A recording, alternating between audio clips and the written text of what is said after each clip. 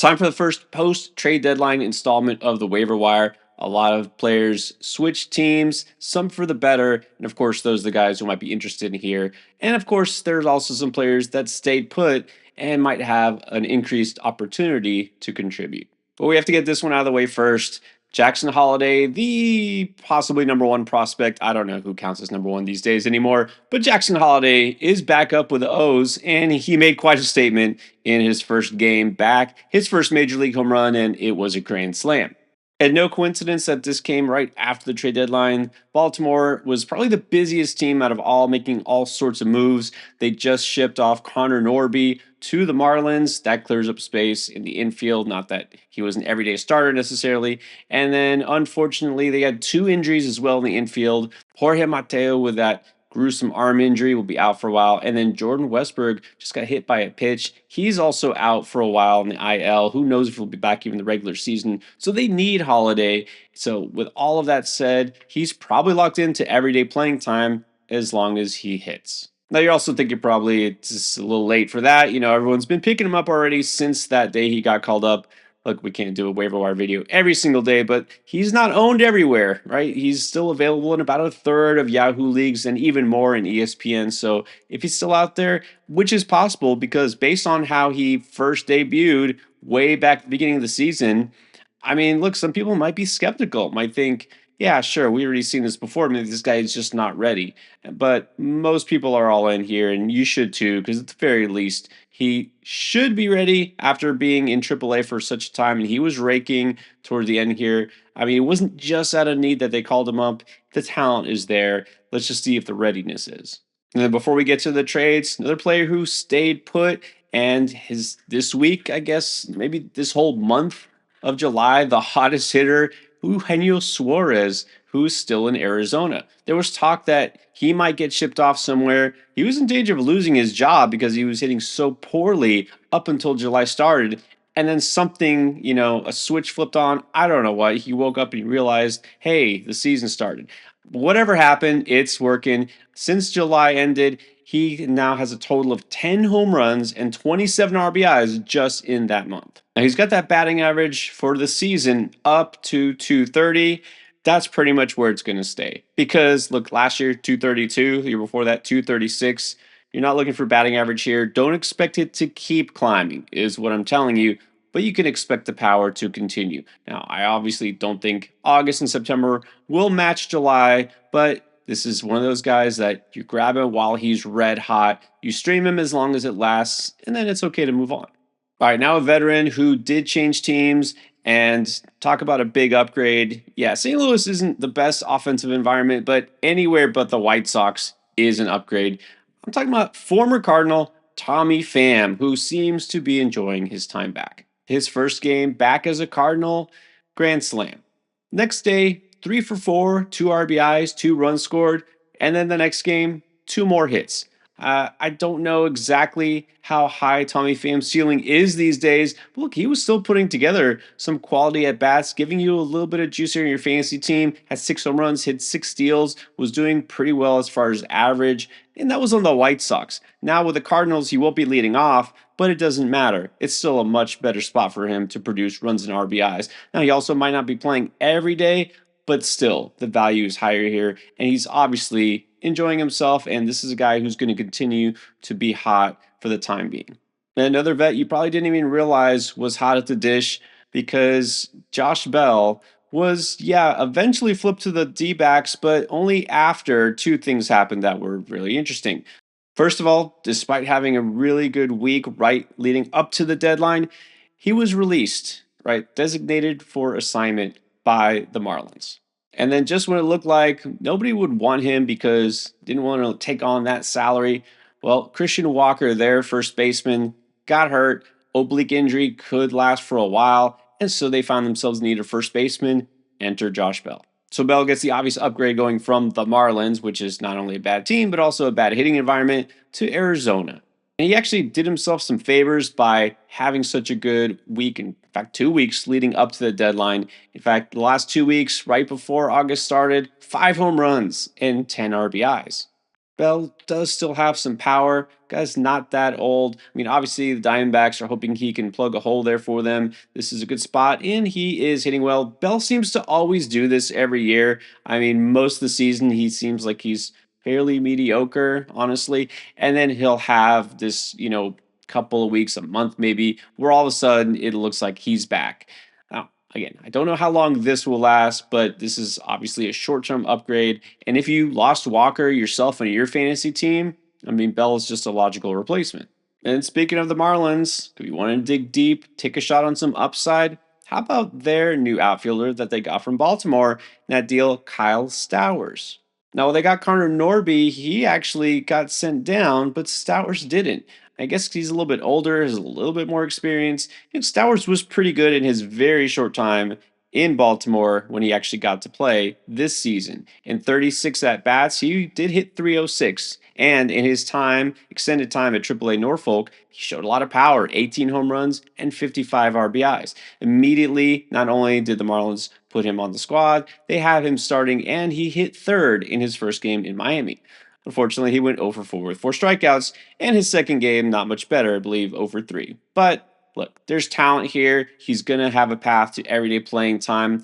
I'm not going to say that I expect a lot of run production here, but again, you're in an NL only league, a deep league. You're taking a shot on upside. Stowers is an intriguing name. Now, on to the pitching. Let's go ahead and start with relievers first because there's going to be some new closers. So many bullpen arms did switch addresses. So let's look at the guys who are left behind here. In Toronto, it looks like it's going to be Chad Green.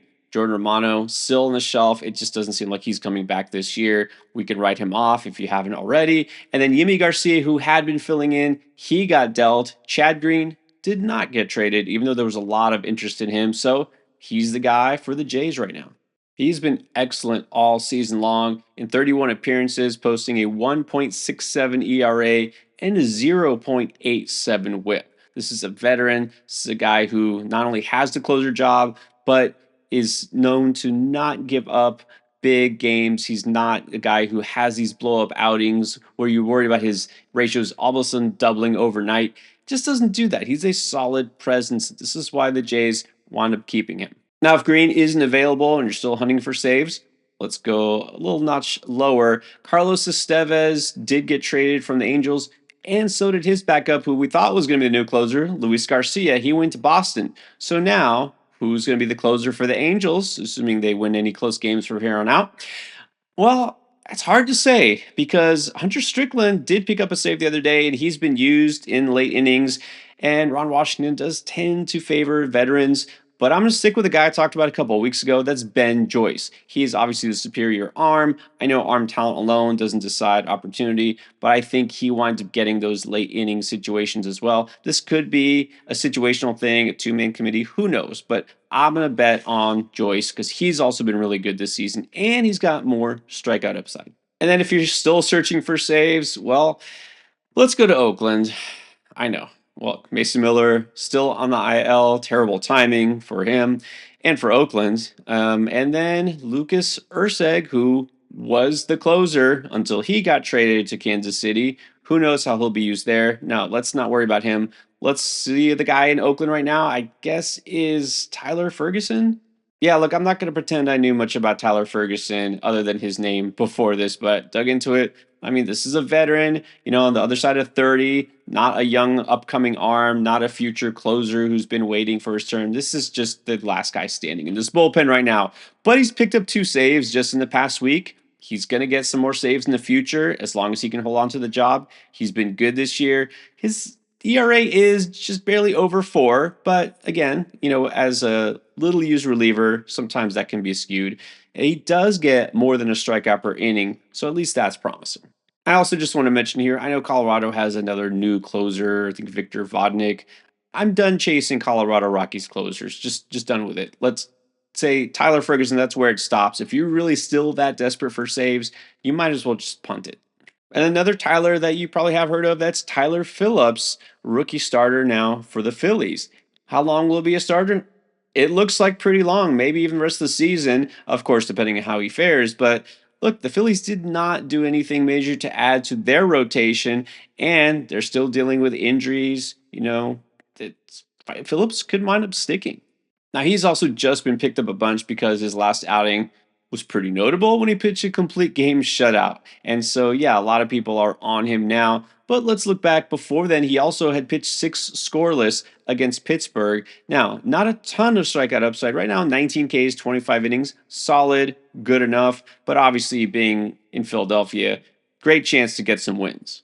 These next 2 starts will be very telling. He's going to get teams that are pretty tough in Seattle and the Dodgers. Now, right now, this Dodgers lineup isn't really that scary. I keep saying this. You see Dodgers in the schedule and you worry. But remember, Mookie Betts has been gone, right? Freddie Freeman still not with the team. He should come back soon, but who knows there? And they just kind of have a hodgepodge of utility players in that lineup. Other than Otani, it's not that scary. And then Seattle, yeah, they're a playoff bound team, possibly because of their pitching. Their offense, they've been doing some patchwork there, so also not too scary. So if Phillips can come out of those 2 starts unscathed, look like he might be a solid rotation piece for your fantasy team. All right, now let's get on to San Francisco. This is a team that made a lot of moves at the deadline, but it's kind of hard to figure out what direction they're going. They didn't really feel like strictly buyers or sellers. They made a lot of moves that I don't really fully understand, but I do know now that there are some spots in that rotation. Even though Blake Snell did stay, wasn't dealt, Robbie Ray is back, but Jordan Hicks has moved from the rotation to the bullpen. He's just done as a starter. He's been stretched out too much. And so we are seeing Hayden Birdsong, the rookie, their number 6 overall prospect, get the call. He's back up with the squad and he's going to make another start. And rightfully so, because he's been really good so far. So far in his first 30 innings pitched, a 2.97 ERA, a 1.22 whip, and even better, 38 strikeouts in those 30 innings. This is one of their best young arms, and this is a guy who definitely could stick in that rotation if he produces. And San Francisco, again, not out of it by any means. They could definitely make a push for a wild card spot, I think. But Birdsong is somebody who I feel pretty confident about. And he also is going to have a shot because they did wind up dealing a guy who was on the way to come back from the IL after missing the entire season, and that's Alex Cobb. So now that Cobb has been traded to Cleveland and is about to come back and join their rotation, is he worth adding? He might be. This is a player that's definitely not going to carry your team. He's not going to do anything amazing down the stretch, I don't think. But this is a solid, very veteran pitcher. I believe he's 36 years old at this point. Hasn't pitched all year, yeah, but he's looked good so far in his rehab starts. And you know what you're getting from him. It's consistency. He will probably not wreck your ratios.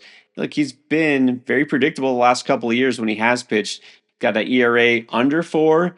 The whip isn't great. It's about 1.3. So that's not something that's necessarily going to help in that category, but he does have decent amount of strikeout stuff. And going to a team like Cleveland, one of the most winning franchises in the American League, that's what you're shooting for. The hope for wins or even quality starts. This guy will usually go about 6 innings. So he can help in that category more so. Now, typically with any player who has missed the entire season, I want to see how he does in his first time out before making any judgment, but he's basically free everywhere. I don't think anybody had really been stashing him, so wait and see how he does, and if he looks solid, you can scoop him up. You've got to keep working the waiver wire all the way until your fantasy season is over and work the trade market as long as the deadline in your league hasn't passed. Here's who I'm buying low on this week.